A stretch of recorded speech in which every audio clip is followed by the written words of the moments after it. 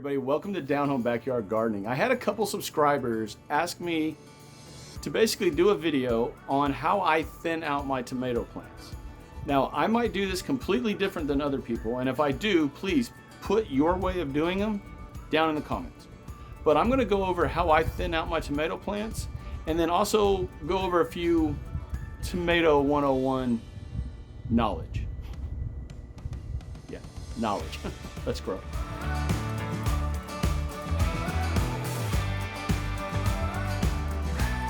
So before we get into thinning out the tomato plants over there in the indeterminate bed, let's go over the two types of tomato plants. Now I know what you're saying, well there's a million different types of tomatoes. Well, yes, but there are two types of tomato plants. You have determinate tomato plants and you have indeterminate tomato plants. And the difference is big.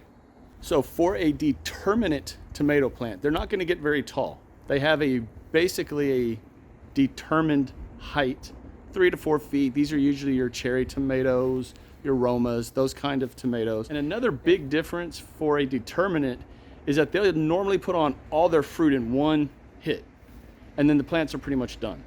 So those aren't ones that you're gonna have around for a really long time, and they normally don't need to be trellised because they're short. They're more of a bushy tomato type of plant. Big difference. So when you're getting your tomato starts or you're ordering your seeds, you need to make sure you know what type of plant you're ordering. Okay, now a indeterminate. In other words, like every one of these tomatoes in this bed right here, they are all indeterminate tomato plants. They will grow and grow and grow and grow and grow. There is no set height on a indeterminate.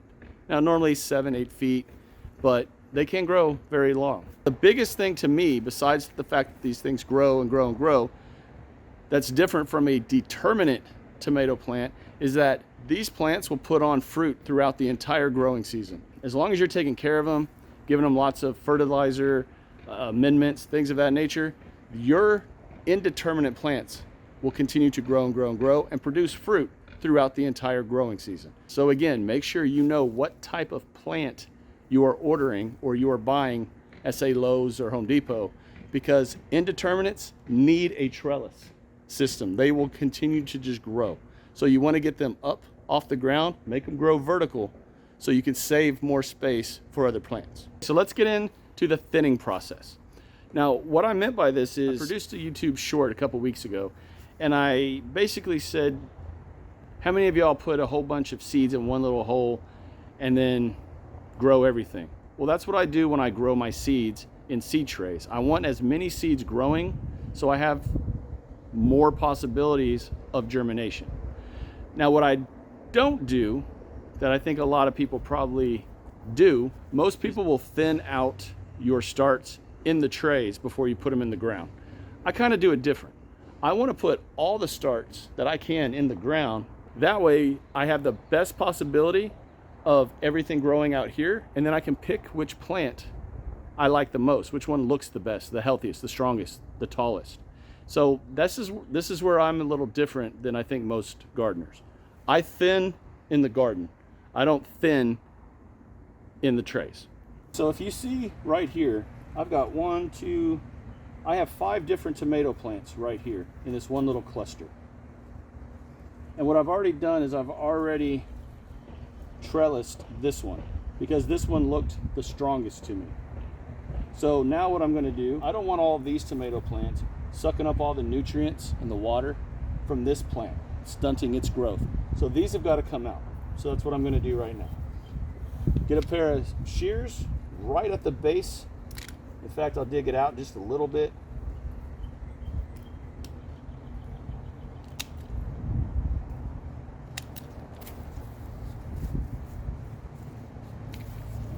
While I'm at it, do some maintenance on the plant.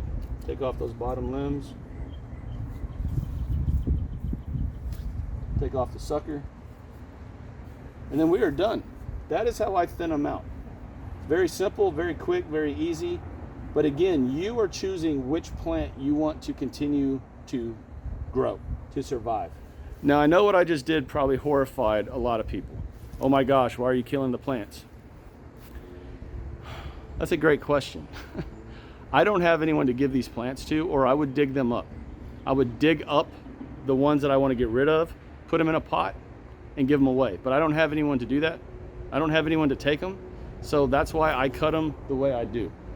Now, if you do have someone that you can dig these plants up with the roots and give them to someone, then by all means do that. And in fact, I'll show you how to do it. Okay, so we'll use these plants right here because I have not trellised these yet, but this is the one I'm going to keep. So we're going to get rid of these two outer ones right here. Now, if you're going to do this to where you're going to dig them up and give them away, you just want to get down deep to where the roots are. You don't want to mess up all the roots because, as you can see, they're already starting to spread out. These roots are already looking for soil and everything. So what you're going to do is you're just going to slowly pull it apart. And the good thing about a tomato plant is they are super hardy plants. You just have to have some roots.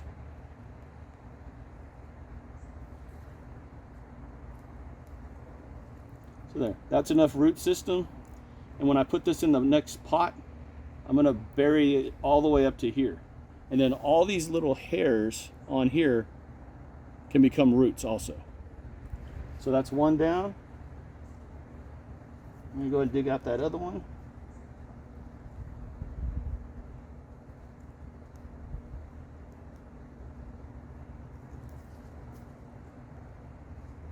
You just want to slowly pull them apart. You don't want to rip them out.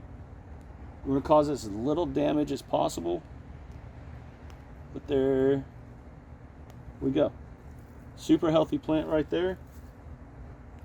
I'm going to fill this one back in. And if y'all notice, I ended up changing which one I was going to keep. I kept the outer one instead of keeping the middle one. And I just did that because this root system was super already starting to spread out. I could feel it down there in the soil. So now these two tomato plants, I'm going to stick in a pot. We're going to bury them all the way up. I'm going to bury them all the way up here so all these little hairs can become roots. And then I would give these away. In fact, I might have someone to actually give these to. You might be getting plants soon. All right, everyone, that's it. It's really easy. You just have to decide which plant you want to keep. Now, I'm going to show you one more thing on tomatoes that I constantly forget about because there's so much to do out here and I can't remember everything. But let me show you something right here. And you know what? I have a new tomato. I did not see that yesterday. Okay, seriously, who loves those kind of surprises? Okay, so as you can see, I've got a tomato clip holding onto the string. And look how low the tomato clip is compared to where the top of the plant is. That's at least 2 feet. Okay, so to be completely honest with everyone, that plant has grown that much in 1 week. 7 days ago, every Thursday I come out here and I really look at everything. I take my time and I look and I look and I look. And that plant has grown that much in 7 days. So you can totally see why you need these strings and these trellises for these indeterminates, because within probably 3 weeks, that plant will be at the top of this trellis system, easily. Maybe 4 to 5 weeks, but this thing is growing like crazy, and all of them are. So you want to remember to constantly keep moving your tomato clips. You don't want the tomato clips digging into your plant as your plant is trying to grow.